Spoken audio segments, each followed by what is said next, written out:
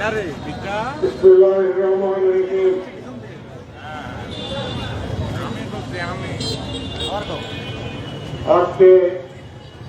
নাটোর পৌরসভা আয়োজিত এই সভার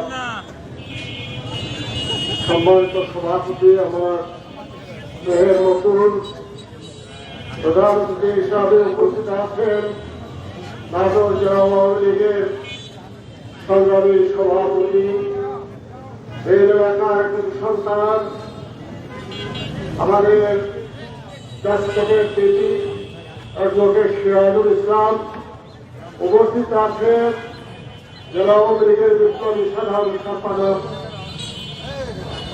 আমার ছোট ভাই শরীফুল ইসলাম রঞ্জন, সভাপতি মন্ডলীর সম্মানিত সদস্যবৃন্দ, সম্পাদক মন্ডলীর সম্মানিত সদস্যবৃন্দ, ছাত্রলীগ, যুবলীগ, শ্রমিক লীগ, কৃষক লীগ, মহিলা আওয়ামী লীগের সম্মানিত নেতৃবৃন্দ, আমার প্রিয় কর্মী ভাইয়েরা, আপনাদের সবাইকে সালাম এবং শুভেচ্ছা জানিয়ে দু একটি কথা বলে আমার বক্তব্য শেষ করতে চাই। সম্মানিত নেতৃবৃন্দ, বাঙালি জাতির জনক, ইতিহাসের মহানায়ক, হাজার বছরের শ্রেষ্ঠ বাঙালি, শোষিত, বঞ্চিত, নিষ্পেষিত মানুষের মহান নেতা বঙ্গবন্ধু শেখ মুজিবুর রহমান, আফ্রিকা তথা ল্যাটিন আমেরিকার বঞ্চিত মানুষের মুক্তির প্রত্যাশার, দক্ষিণ এশিয়ার গ্রহ ভারত 7.5 কোটি মানুষের নয়নের মণি, যার জন্ম হয়ে বাংলাদেশ স্বাধীন হতো না, যার জন্ম হয়ে আমার দেশের মানুষ, আমার দেশের সন্তানরা চাকরি খুঁজে পেত না, তারা তাদের অবস্থান খুঁজে পেত না।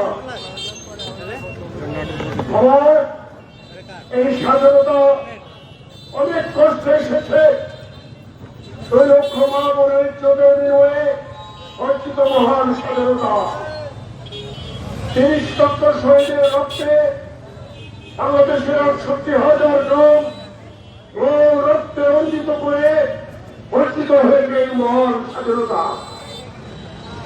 30-90 লক্ষ পাকিস্তানি সেনাবাহিনীকে রেসকোর্সের ময়দানে আত্মসমর্পণের মধ্য দিয়ে অর্জিত হয়েছে মহান স্বাধীনতা। এই স্বাধীনতা হওয়ার পরে কি হয়েছে?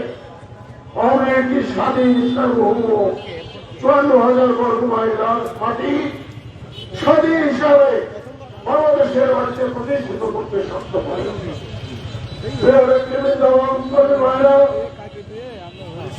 আজকে বাংলার মানুষ, আমার সন্তান সেনাবাহিনী, নৌবাহিনী, বিমান বাহিনী, পুলিশ, বিডিআর, আনসার, ভিডিপি সহ দ্বিতীয় হয় এনএসআই, সিআইডি, ডিএসবি, আর শেষে বলি রক্ষী বাহিনী।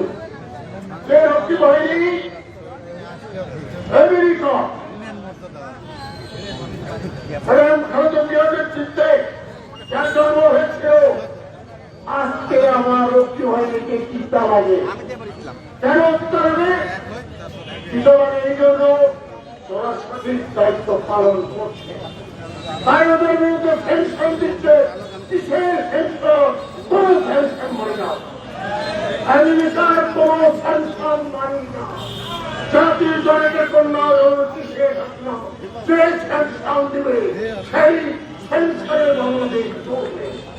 এই প্রত্যাশা ব্যক্ত করে সকলকে ধন্যবাদ জানিয়ে আজকের এই অনুষ্ঠানে যারা উপস্থিত হয়েছেন তাদেরকে ধন্যবাদ জানিয়ে আমি আমার বক্তব্য শেষ করছি।